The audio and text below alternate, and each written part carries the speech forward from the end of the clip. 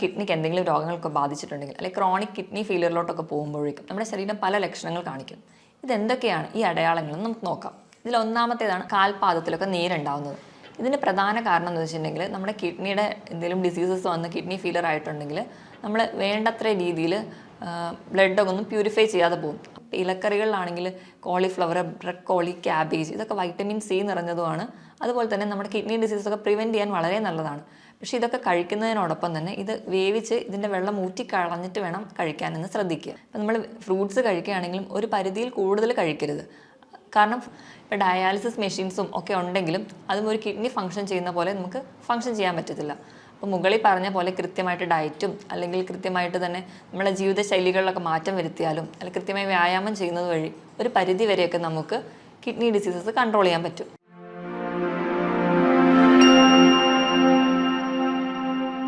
Hi, ഞാൻ doctor പ്രിയ, Q1 health കെയറിലെ homoeopathic ഫിസിഷ്യനാണ്.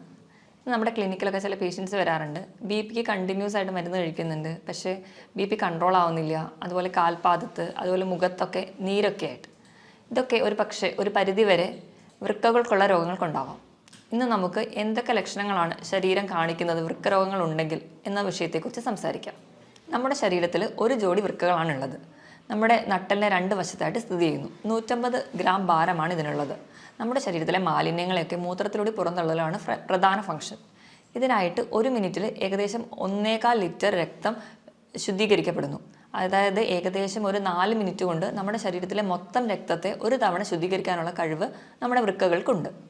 ഈ മാലിന്യങ്ങളെ പുറന്തള്ളുന്നതിന് പുറമെ നമ്മുടെ ശരീരത്തിലെ ലവണങ്ങളെയും അല്ലെങ്കിൽ മറ്റ് ധാതുക്കളുടെ ലെവലൊക്കെ മെയിൻറ്റെയിൻ ചെയ്യാനും അതുപോലെ നമ്മുടെ വൈറ്റമിൻ ഡി, നമ്മുടെ എല്ലുകൾക്കും പല്ലുകൾക്കൊക്കെ ബലം നൽകുന്ന വൈറ്റമിൻ ഡിയുടെ ആക്റ്റീവ് ഫോമിൽ എത്തിക്കാനും അതുപോലെ തന്നെ നമ്മുടെ ചുവന്ന രക്താണുക്കളെ ഉൽപ്പാദിപ്പിക്കാൻ വേണ്ടിയിട്ടുള്ള എറിത്രോപോയിറ്റിൻ എന്ന് പറയുന്ന ഹോർമോൺ ഉൽപ്പാദിപ്പിക്കാനും ഒക്കെ നമുക്ക് വൃക്കകളുടെ സഹായം ആവശ്യമാണ്.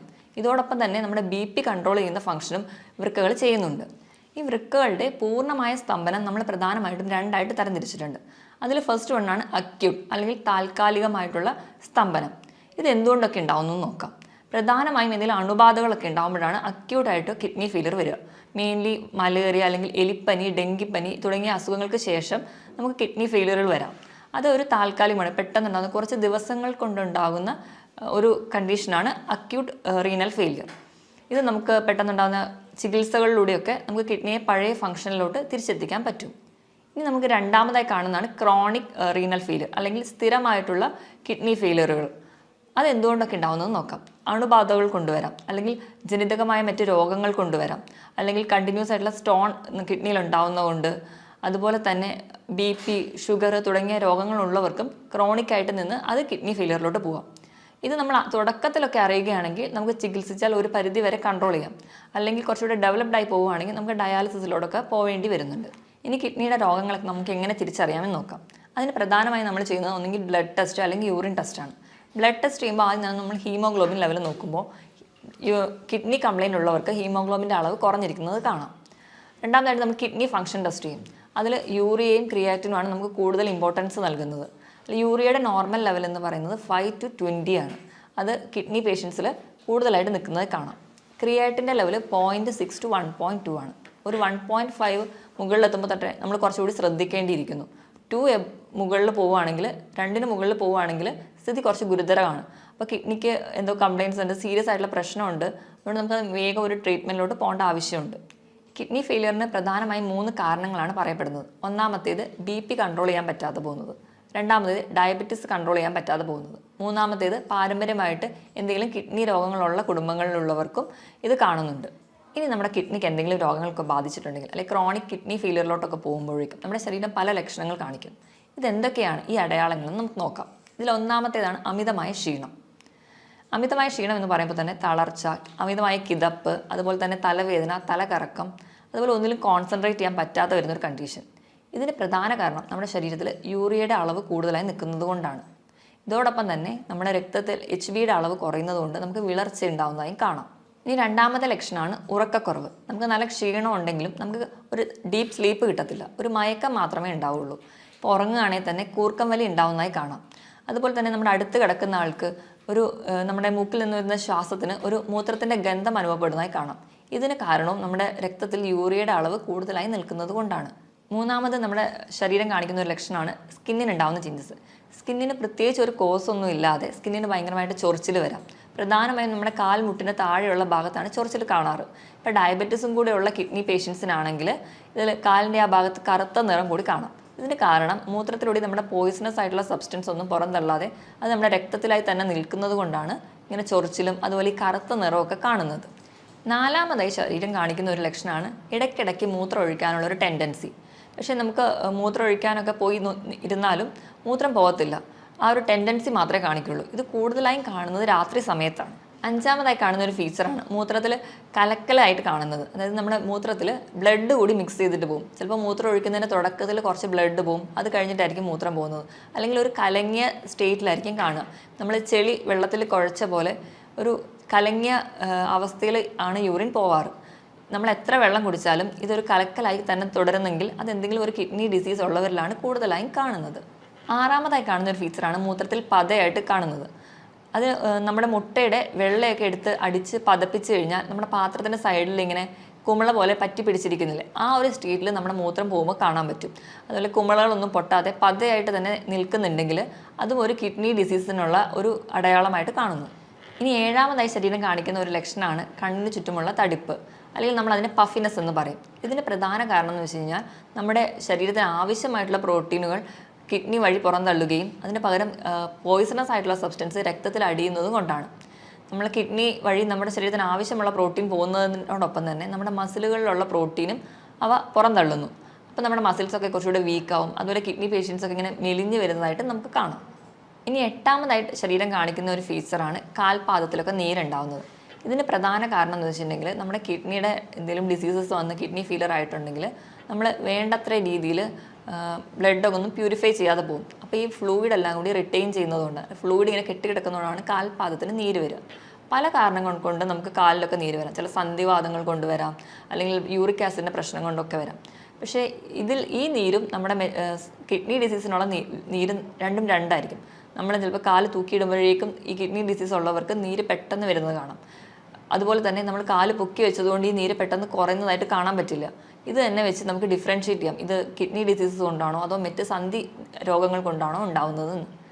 ഒമ്പതാമതായി ശരീരം കാണിക്കുന്ന ഒരു ലക്ഷണമാണ് വിശപ്പില്ലായ്മ. നമ്മൾ എത്ര പട്ടിണി കിടന്നാലും നമുക്ക് പ്രത്യേകിച്ച് ഒരു വിശപ്പൊന്നും തോന്നത്തില്ല. അതുപോലെ തന്നെ മറ്റു ചിലർക്കാണെങ്കിൽ ഭക്ഷണം കാണുമ്പോൾ അല്ലെങ്കിൽ ഭക്ഷണത്തിൻ്റെ സ്മെല്ലടിക്കുമ്പോഴേക്കും ഓക്കാനോ ഉണ്ടാവും. ഇതിന് കാരണവും നമുക്ക് ശരീരത്തിലെ യൂറിയയുടെ അളവ് കൂടുമ്പോൾ അത് കിഡ്നിക്ക് മുകളിൽ കരളിനെയും ബാധിക്കുന്നു. അതുവഴിയാണ് നമുക്ക് വിശപ്പില്ലായ്മ ഉണ്ടാവാനുള്ളൊരു കാരണം. ഇനി അവസാനത്തെ ലക്ഷണമാണ് മസിൽ ക്രാംസ്, അല്ലെങ്കിൽ മസിൽസിൻ്റെ കോച്ചിപ്പിടുത്തം. ഇതിന് കാരണം നമ്മുടെ കിഡ്നി വഴി കാൽസ്യത്തിന് കൂടുതലായിട്ട് പുറന്തള്ളുകയും അതുപോലെ പൊട്ടാസ്യം രക്തത്തിൽ കൂടുന്നതും കൊണ്ടാണ് നമുക്ക് കോച്ചിപ്പിടുത്തമൊക്കെ ഉണ്ടാവുന്നത്. ഈ മുകളിൽ പറഞ്ഞ 10 ലക്ഷണങ്ങളിൽ 3 മുതൽ 4 ലക്ഷണങ്ങൾ തുടർച്ചയായിട്ട് ഒരു രോഗിയിൽ തന്നെ കാണുന്നുണ്ടെങ്കിൽ നമ്മളത് ശ്രദ്ധിക്കേണ്ടതാണ്. എത്രയും പെട്ടെന്ന് ഒരു ഡോക്ടറെ കാണിക്കേണ്ടതാണ്. അപ്പോൾ തന്നെ നമ്മൾ യൂറിനും അതുപോലെ ബ്ലഡൊക്കെ ടെസ്റ്റ് ചെയ്ത് കിഡ്നി ഡിസീസ് ഇല്ല എന്ന് ഉറപ്പ് വരുത്തേണ്ടതാണ്. ഇനിയിപ്പോൾ BP അല്ലെങ്കിൽ ഷുഗറോ ഒക്കെയുള്ള രോഗികൾ, അല്ലെങ്കിൽ പാരമ്പര്യമായിട്ട് ഇങ്ങനത്തെ കിഡ്നി ഡിസീസ് ഉള്ളവരാണെങ്കിൽ ഇതിലൊരു 2 ലക്ഷണങ്ങൾ കുറച്ച് കാലമായിട്ട് നിൽക്കുന്നുണ്ടെങ്കിൽ എത്രയും പെട്ടെന്ന് ഒരു ഫിസിഷ്യനെ കാണേണ്ടതാണ്. ഇനി ഈ മുകളിൽ പറഞ്ഞ 10 ലക്ഷണങ്ങൾ ഏതെങ്കിലുമൊക്കെ നമ്മുടെ ശരീരം കാണിക്കാൻ തുടങ്ങിക്കഴിഞ്ഞാൽ നമ്മൾ കിഡ്നിക്ക് വേണ്ടത്ര ശ്രദ്ധ നൽകണം എന്നാണ് അർത്ഥം. അപ്പം എന്തൊക്കെ ലൈഫ് സ്റ്റൈൽ ചേഞ്ചസ് ആണ് വരുത്തേണ്ടതെന്ന് നോക്കാം. ഇതിൽ ഒന്നാമതാണ് ധാരാളം വെള്ളം കുടിക്കുക. ഒരു ഹെൽത്തി ആയിട്ടുള്ള ഒരാളാണെങ്കിൽ ദിവസം ഒരു 3 ലിറ്റർ വെള്ളം കുടിക്കുക. അതായത് ഒരു 15 ഗ്ലാസ് വെള്ളമെങ്കിലും കുടിക്കണം. ഇപ്പോൾ കിഡ്നി ഡിസീസസ് ഒക്കെ സ്റ്റാർട്ട് ചെയ്തു, പക്ഷേ ഡയാലിസിസിലോട്ടൊന്നും എത്തിയിട്ടില്ലാത്ത ഒരാളാണെങ്കിൽ വെള്ളം കുടിക്കുന്നതിൻ്റെ അളവും മൂത്രം ഒഴിക്കുന്നതിൻ്റെ അളവും തമ്മിൽ ഒരു അനുപാതമുണ്ട്. അവരൊഴിക്കുന്ന മൂത്രത്തിൽ നിന്നിൻ്റെ കൂടെ ഒരു 600 മില്ലി കൂടി കൂട്ടിയിട്ട് വേണം അവർ വെള്ളം കുടിക്കാൻ. ഇപ്പം 2 ലിറ്റർ ആണ് ഒരാൾ ഒഴിക്കുന്ന മൂത്രമെങ്കിൽ അവർ കുടിക്കേണ്ട വെള്ളത്തിൻ്റെ അളവ് 2600 മില്ലി ലിറ്ററാണ്. രണ്ടാമതായിട്ട് പുകവലി പൂർണ്ണമായി നിർത്തുക. അതിന് ഒന്നാമത്തെ പറയുന്ന കാരണം എന്ന് വെച്ചിട്ടുണ്ടെങ്കിൽ നമ്മൾ പുകവലി ഉള്ളവരിൽ ഓക്സിജൻ ക്യാരിയിങ് കപ്പാസിറ്റി, ഓക്സിജൻ്റെ അളവ് കുറയുന്നതായിട്ട് കാണാം. രണ്ടാമതായിട്ട് പുകവലി മൂലം ഉണ്ടാകുന്ന കെമിക്കൽസ് നമ്മുടെ രക്തക്കൊള്ളുകൾ അടിയുകയും അത് നമ്മുടെ ചെറിയ രക്തക്കൊള്ളുകൾക്ക് നാശം ഉണ്ടാക്കുകയും ചെയ്യുന്നു. ഇതുവഴി നമ്മുടെ വൃക്കകൾക്കുള്ള രക്തയോട്ടം കുറയ്ക്കുകയും ചെയ്യുന്നുണ്ട്. അതുപോലെ തന്നെ ഈ പുകവലി ഉള്ളവരിലാണ് കൂടുതലായിട്ടും ഇപ്പോൾ കിഡ്നി ക്യാൻസേഴ്സും അല്ലെങ്കിൽ മറ്റ് ഗ്രോത്തുകളും കിഡ്നിയിൽ ഉണ്ടാകുന്നത് കൂടുതലായി കാണുന്നത് പുകവലി ഉള്ളവരിലാണ്. മൂന്നാമതായിട്ട് മദ്യപാനം, അതുപോലെ തന്നെ പ്രിസർവേറ്റീവ്സ് ആഡ് ചെയ്തിട്ടുള്ള ഡ്രിങ്ക്സും സോഫ്റ്റ് ഡ്രിങ്ക്സൊക്കെ പൂർണ്ണമായി നിർത്തുക. ഈ മദ്യപാനം ഒക്കെ ഉള്ളവരിൽ ഇലക്ട്രോലൈറ്റ് ബാലൻസ്, അതായത് നമ്മുടെ ധാതുക്കളുടെയും ലവണങ്ങളുടെയൊക്കെ ബാലൻസ് പ്രോപ്പറായിട്ട് കാണില്ല. അതുപോലെ തന്നെ ശരീരത്തിന് വേണ്ട ആവശ്യമായിട്ടുള്ള വെള്ളം ഈ മദ്യപാനികളിൽ കുറവായിട്ട് കാണാം. അവർക്ക് ഡീഹൈഡ്രേഷൻ കൂടുതലായിട്ട് കാണുന്നുണ്ട്. നാലാമതായിട്ട് അമിതവണ്ണം. ഓവർ വെയിറ്റ് ഒക്കെ ഉണ്ടെങ്കിൽ അത് മാക്സിമം കൺട്രോൾ ചെയ്യാൻ ശ്രദ്ധിക്കണം. അമിതവണ്ണമുള്ളവർക്കൊക്കെ വൃക്കയിലെ മുകളിലുണ്ടാകുന്ന ഓവർലോഡ് അല്ലെങ്കിൽ പ്രഷർ കൂടുതലാണ്. അത് നമ്മുടെ വൃക്കകൾക്ക് പെട്ടെന്ന് രോഗങ്ങൾ ഉണ്ടാവാനുള്ള കാരണമാകുന്നു. അതുകൊണ്ട് തന്നെ അമിതവണ്ണമുള്ളവരാണെങ്കിൽ അത് കൺട്രോൾ ചെയ്യാൻ ശ്രദ്ധിക്കുക. അതിനായിട്ട് കൃത്യമായിട്ട് വ്യായാമം ചെയ്യുക. ആഴ്ചയിൽ 5 ദിവസമെങ്കിലും കഴിയുന്നൊരു 45 മിനിറ്റ് മുതൽ 1 മണിക്കൂർ വരെ ചെറിയ തോതിലുള്ള വ്യായാമങ്ങൾ, രാവിലെ എണീറ്റ് നിരപ്പായ സ്ഥലത്തൂടെ നടക്കുക, അതായത് പറ്റുന്ന രീതിയിലുള്ള എക്സസൈസുകളൊക്കെ ചെയ്യുക. ഇത് നമ്മുടെ ശരീരം കുറച്ചുകൂടി ഹെൽത്തി ആയിട്ട് നിൽക്കും. അതുപോലെ തന്നെ വണ്ണം കുറയ്ക്കാം, ബിപിയും ഷുഗറും ഒക്കെ കൺട്രോൾ ചെയ്യാൻ പറ്റും. അതുപോലെ തന്നെ എല്ലാ ഭാഗത്തേക്കുള്ള ബ്ലഡ് സപ്ലൈ പ്രോപ്പറായിട്ട് നടത്താനും വ്യായാമത്തിന് സഹായിക്കും. ഇനി ആറാമതായിട്ട് നമുക്ക് ചെയ്യാൻ പറ്റുന്നൊരു കാര്യമാണ്, നമുക്ക് BP ഉണ്ടെങ്കിൽ, അത് രക്തസമ്മർദ്ദമോ അതുപോലെ ഷുഗറൊക്കെ ഉള്ളവരാണെങ്കിൽ അത് കൺട്രോൾ ചെയ്യാൻ ശ്രദ്ധിക്കുക. നമ്മുടെ ഭക്ഷണത്തിലൂടെയും കൺട്രോൾ ചെയ്യുക. അപ്പോൾ എന്തെങ്കിലും മെഡിസിൻസ് ഒക്കെ എടുക്കുകയാണെങ്കിൽ കൃത്യസമയം തന്നെ മെഡിസിൻ കഴിക്കാൻ വേണ്ടി ശ്രദ്ധിക്കുക. അതുവഴി നമുക്കൊരു പരിധി വരെ കിഡ്നി ഡിസീസിലോടൊന്നും എത്താതെ നമ്മുടെ ശരീരത്തിനെ പ്രൊട്ടക്റ്റ് ചെയ്യാൻ പറ്റും. അടുത്തതായിട്ട് ചിലരൊക്കെ ആണെങ്കിൽ നമുക്ക് ചെറിയ വേദനകളോ ഒക്കെ വരുമ്പോൾ തന്നെ ഡോക്ടറെ ഒന്നും കാണാതെ സ്വന്തമായിട്ട് മെഡിസിൻസ്, അതായത് പെയിൻ കില്ലേഴ്സൊക്കെ കഴിക്കുന്നവരിൽ കിഡ്നി ഡിസീസസ് കൂടുതലായി കാണുന്നുണ്ട്. അതുകൊണ്ട് തന്നെ നമ്മൾ മാക്സിമം സ്വന്തം ചികിത്സിക്കാതെ ഒരു ഡോക്ടറെ എപ്പോഴും കൺസൾട്ട് ചെയ്യാൻ ശ്രദ്ധിക്കുക. ഇനി ലാസ്റ്റായിട്ട് നമുക്ക് ഫുഡിൽ എന്തൊക്കെ ചേഞ്ചസ് വരുത്തണം നോക്കാം. നമ്മൾ നോർമലി ഹെൽത്തി ആയിരിക്കുമ്പോൾ കഴിക്കുന്ന ഒരു ഫുഡിൽ 4ൽ 1 ഭാഗം മാത്രമേ നമുക്കിപ്പോൾ ഒരു കിഡ്നി ഡിസീസ് ഉണ്ടെങ്കിൽ കഴിക്കാൻ പാടുള്ളൂ. അതുപോലെ തന്നെ നമുക്ക് പ്രോട്ടീൻ, നോർമലി ഹെൽത്തി ആയിട്ടുള്ള ഒരാളാണെങ്കിൽ 1 കിലോ ആണ് നമ്മുടെ ബോഡി വെയിറ്റെങ്കിൽ അതിനനുസരിച്ച് 1 ഗ്രാം പ്രോട്ടീനാണ് കഴിക്കേണ്ടത്. അതായത് 80 കിലോ ഉള്ള ഒരാളാണെങ്കിൽ ഒരു ദിവസം 80 ഗ്രാം പ്രോട്ടീൻ കഴിക്കണമെന്നാണ് നോർമലി പറയാറ്.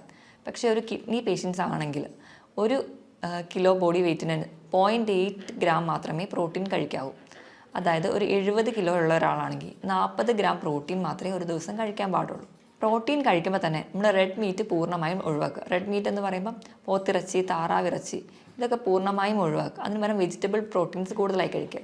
വെജിറ്റബിൾ പ്രോട്ടീൻസിൽ വരുന്നതാണ് പനീർ, കൂണ്, പയർ, കടല, പരിപ്പ് തുടങ്ങിയ ധാന്യങ്ങളും. രണ്ടാമതായിട്ട് നമ്മൾ കൊഴുപ്പ് കഴിക്കേണ്ട അളവാണെങ്കിൽ, കൊഴുപ്പെന്ന് പറയുമ്പോൾ നമ്മുടെ ഫാറ്റ്, അത് നമുക്ക് പല രീതിയിൽ കിട്ടും. നമുക്ക് മുട്ടയുടെ മഞ്ഞയിൽ നിന്ന് കിട്ടാം, മീൻ കഴിക്കുന്ന വഴി കിട്ടാം, നമ്മൾ ഉപയോഗിക്കുന്ന എണ്ണ, നെയ്യ്, ഇതിൽ നിന്നൊക്കെ നമുക്ക് കൊഴുപ്പ് കിട്ടും. ഒരു ദിവസം ഒരു ഹെൽത്തി ആയിട്ടുള്ള ഒരാളാണെങ്കിൽ ഒരു 50 ഗ്രാം മാത്രമേ കൊഴുപ്പ് കഴിക്കാൻ പാടുള്ളൂ. പക്ഷേ ഒരു കിഡ്നി ഡിസീസ് ഉള്ള ഒരാളാണെങ്കിൽ അതിൻ്റെ പകുതി മാത്രമേ ഒരു ദിവസം കൺസീവ് ചെയ്യാൻ പാടുള്ളൂ. ഇനി ലാസ്റ്റായിട്ട് ലവണങ്ങൾ എന്ന് പറയുമ്പോൾ സോഡിയം ഉണ്ട്, പൊട്ടാസ്യം, കാൽസ്യം, ഫോസ്ഫറസ് ഒക്കെ ഉണ്ട്. ഇതിൻ്റെ ലെവൽ എങ്ങനെ മെയിൻറ്റെയിൻ ചെയ്യാം? കൂടുതലായിട്ടും ഈ ലവണങ്ങളൊക്കെ ഉള്ളത് നമ്മുടെ പച്ചക്കറികളിലാണ്. അപ്പോൾ നമ്മൾ പച്ചക്കറികളൊക്കെ കഴിക്കുമ്പോൾ അതാദ്യം വേവിച്ച് അതിൻ്റെ വെള്ളം ഊറ്റി കളഞ്ഞിട്ട് വേണം കഴിക്കാൻ. ഈ ഒരു പ്രോസസ്സിന് നമ്മൾ ലീച്ചിങ് എന്നാണ് പറയുക. ഇപ്പോൾ ഇലക്കറികളിലാണെങ്കിൽ കോളിഫ്ലവർ, ബ്രക്കോളി, ക്യാബേജ്, ഇതൊക്കെ വൈറ്റമിൻ C നിറഞ്ഞതുമാണ്. അതുപോലെ തന്നെ നമ്മുടെ കിഡ്നി ഡിസീസൊക്കെ പ്രിവെൻറ്റ് ചെയ്യാൻ വളരെ നല്ലതാണ്. പക്ഷേ ഇതൊക്കെ കഴിക്കുന്നതിനോടൊപ്പം തന്നെ ഇത് വേവിച്ച് ഇതിൻ്റെ വെള്ളം ഊറ്റി കളഞ്ഞിട്ട് വേണം കഴിക്കാനെന്ന് ശ്രദ്ധിക്കുക. പൊതുവെ എല്ലാ രോഗങ്ങൾക്കും നമ്മൾ ഫ്രൂട്ട്സും വെജിറ്റബിൾസും ആണ് കൂടുതലായിട്ട് കഴിക്കാൻ പറയുക. അപ്പോൾ നമ്മൾ ഫ്രൂട്ട്സ് കഴിക്കുകയാണെങ്കിലും ഒരു പരിധിയിൽ കൂടുതൽ കഴിക്കരുത്. കാരണം ഫ്രൂട്ട്സിലൊക്കെ കൂടുതലും പൊട്ടാസ്യമാണ് അടങ്ങിയിരിക്കുന്നത്. അപ്പോൾ പൊട്ടാസ്യം കൂടുതൽ ചെന്നിട്ടുണ്ടെങ്കിൽ അത് കിഡ്നി ഡിസീസിന് കൂടുതൽ ബുദ്ധിമുട്ടുണ്ടാക്കുകയുള്ളൂ. അപ്പോൾ പൊട്ടാസ്യം കുറഞ്ഞുള്ള ഫ്രൂട്ട്സാണ് ആപ്പിള്, പൈനാപ്പിൾ, അതുപോലെ തന്നെ ബെറി. ഇതിലൊക്കെ പൊട്ടാസ്യം വളരെ കുറവാണ്. ഇതൊക്കെ കൂടുതലായിട്ടും കഴിക്കാൻ വേണ്ടി ശ്രദ്ധിക്കുക. അതുപോലെ പേരയ്ക്ക പൊട്ടാസ്യം കുറഞ്ഞൊരു ഫ്രൂട്ടാണ്. ഇനി പൊട്ടാസ്യം കുറച്ച് കൂടുതലായിട്ട് നിൽക്കുന്ന ഫ്രൂട്ട്സുകളാണ് മാതളം, അതുപോലെ ഓറഞ്ച്, ഏത്തപ്പഴം, അതുപോലെ കരിക്കിലും പൊട്ടാസ്യം കൂടുതലായിട്ട് നിൽക്കുന്നുണ്ട്. കരിക്കൊക്കെ കിഡ്നി പേഷ്യൻസ് സ്ഥിരമായിട്ട് ഉപയോഗിക്കാതിരിക്കുന്നതാണ് നല്ലത്. ഇനിയിപ്പോൾ നമ്മൾ ഏത്തപ്പഴമൊക്കെ കഴിക്കുകയാണെങ്കിൽ അത് പുഴുങ്ങി കഴിക്കുമ്പോൾ പൊട്ടാസ്യം ഒരുപാട് വെള്ളത്തിലൂടെ നഷ്ടപ്പെടുന്നുണ്ട്. അപ്പോൾ കുറച്ചും കൂടി കിഡ്നി ഡിസീസ് ഉള്ളവർ ഏത്തപ്പഴമൊക്കെ പുഴുങ്ങി കഴിക്കുന്നതാണ് കുറച്ച് കൂടുതൽ ബെറ്റർ. ഇനി ഉപ്പിൻ്റെ അളവ് പറയുകയാണെങ്കിൽ കിഡ്നി പേഷ്യൻസ് ഒക്കെ ഉണ്ടെങ്കിൽ ഒരു 4 ഗ്രാമിൽ കുറവ് ഉപ്പ് മാത്രമേ ഒരു ദിവസം ഉപയോഗിക്കാൻ പാടുള്ളൂ. ഇപ്പോൾ നമ്മുടെ വീട്ടിലൊക്കെ ആരെങ്കിലും കിഡ്നി പേഷ്യൻസ് ഒക്കെ ഉണ്ടെങ്കിൽ നമ്മൾ ഭക്ഷണം പാചകം ചെയ്യുമ്പോൾ എപ്പോഴും ഉപ്പിടാതെ പാചകം ചെയ്യുക. എന്നിട്ട് അവർക്ക് വേണ്ടിയിട്ടുള്ള ഒരു പോർഷൻ മാറ്റി വെച്ച് അതിൽ വളരെ കുറച്ച് ഉപ്പ് മാത്രം ചേർക്കുക. എങ്കിൽ മാത്രമേ നമുക്ക് ആ ഉപ്പിൻ്റെ ലെവൽ മെയിൻറ്റെയിൻ ചെയ്യാൻ പറ്റുള്ളൂ. നമുക്കറിയാം, നമ്മൾ സയൻസും അല്ലെങ്കിൽ മെത്തേഡ്സൊക്കെ ഇത്രയും ഡെവലപ്ഡ് ആയിട്ട് നിൽക്കുന്ന ഒരു സ്റ്റേജിലാണെങ്കിൽ പോലും കിഡ്നിയെ പോലെ തന്നെ ഏറ്റവും ചെറിയ മൈന്യൂട്ടായിട്ടുള്ള മാലിന്യങ്ങൾ പോലും പുറന്തള്ളാൻ പറ്റുന്ന ഒരു മെക്കാനിസം അല്ലെങ്കിൽ ഒരു മെഷീനും ഇന്ന് വരെ കണ്ടുപിടിക്കാൻ പറ്റിയിട്ടില്ല. ഇപ്പോൾ ഡയാലിസിസ് മെഷീൻസും ഒക്കെ ഉണ്ടെങ്കിലും അതും ഒരു കിഡ്നി ഫംഗ്ഷൻ ചെയ്യുന്ന പോലെ നമുക്ക് ഫംഗ്ഷൻ ചെയ്യാൻ പറ്റത്തില്ല. അപ്പോൾ മുകളിൽ പറഞ്ഞ പോലെ കൃത്യമായിട്ട് ഡയറ്റും അല്ലെങ്കിൽ കൃത്യമായിട്ട് തന്നെ നമ്മളെ ജീവിതശൈലികളിലൊക്കെ മാറ്റം വരുത്തിയാലും അല്ലെങ്കിൽ കൃത്യമായി വ്യായാമം ചെയ്യുന്നത് വഴി ഒരു പരിധി വരെയൊക്കെ നമുക്ക് കിഡ്നി ഡിസീസസ് കൺട്രോൾ ചെയ്യാൻ പറ്റും. ഇതിനോടൊപ്പം തന്നെ കിഡ്നി രോഗങ്ങൾക്കുള്ള ഫലപ്രദമായ ചികിത്സയും ഹോമിയോപ്പതിയിലൂടെ ലഭ്യമാണ്. ഇനി മറ്റൊരു ഹെൽത്ത് ടോപ്പിക്കുമായിട്ട് വീണ്ടും കാണുന്നതുവരെ നന്ദി.